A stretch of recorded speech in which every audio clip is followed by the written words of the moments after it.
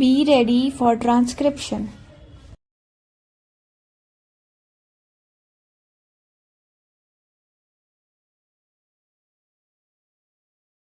Sir, Vice Chairman, Sir, I welcome the budget proposals for the year 1982-83, which are all comprehensive and which embrace most of the development plans that we have envisaged for the establishment of a socialistic society in this country. In spite of the taxation and the introduction of fresh duties, we find that the finance minister has succeeded in disturbing only a microscopic section of the people of this country to extract sufficient funds for our schemes. The finance minister has also succeeded in finding funds for almost all the development plans of this country, which will add to our good. While we discuss the general aspects of the budget, we will have to consider the activities of most of the sections that are now covered in the budget.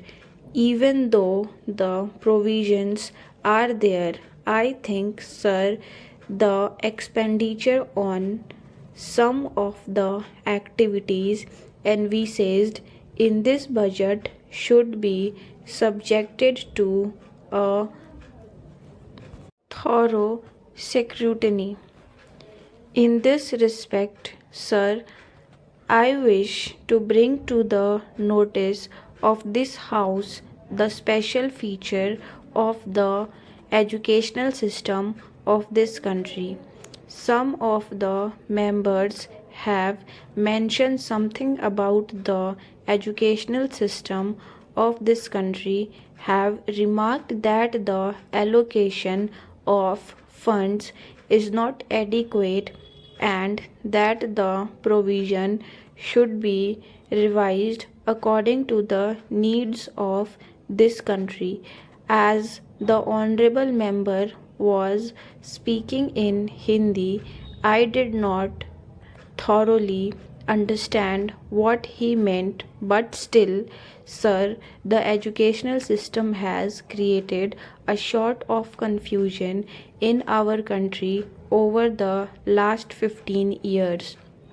And every now and then we had been changing the schemes and plans for educating our children, and various states have adopted different schemes which have actually created a feeling of disintegration among the people of this country. In some of the states, they have switched on the regional language as the medium of institution, and in some states they think that English should be retrained as the medium of introduction, but the people believe that the medium of instruction should be Hindi, that is the national language of our country.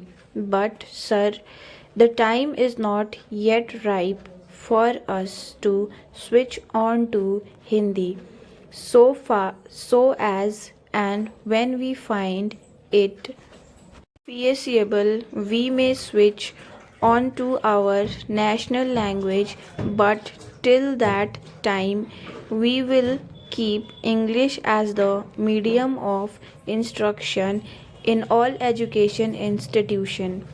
Sir, the other day, the University Grants Commission submitted a report wherein they have mentioned that English should be the medium of instruction, at least in the colleges.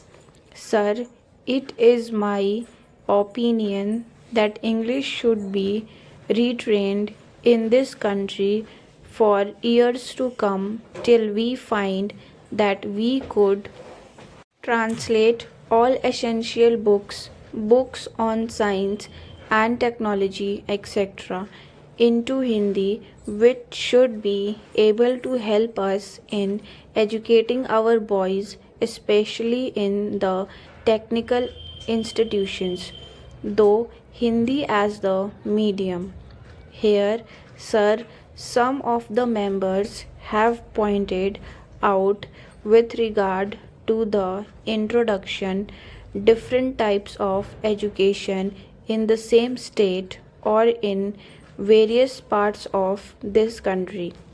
We find that a majority of children of our country are educated in the basic system, which brings out, as far as I know, second class citizens in this country who are to be governed by the boys who are sent to the public schools. Most of the children of the haves are sent to the public schools and they are imparted expert training, and when they come out they are definitely superior to those boys who undergo this basic system of education. If this basic education is considered to be the best for the development of our country in the socialistic way, we will have somehow or other to find some better means of imparting education whereby they will be able to compete with the students who are now undergoing training in the public schools. Unless we do it, we will be creating, as I previously mentioned, a second class of citizens in this country.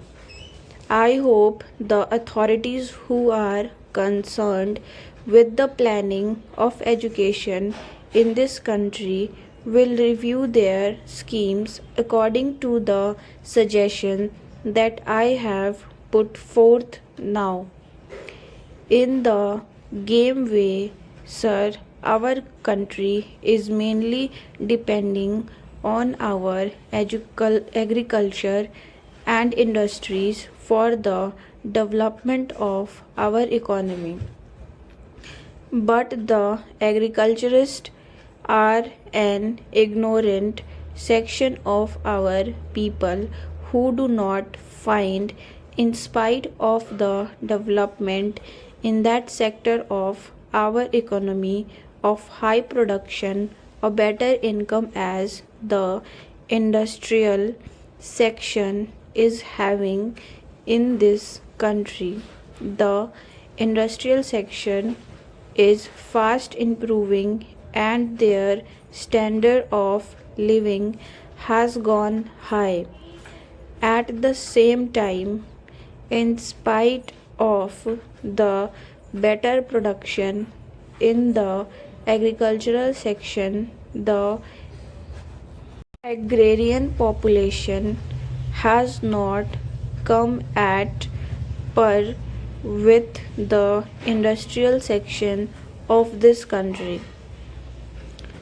In the same way, industrial laborers are organized.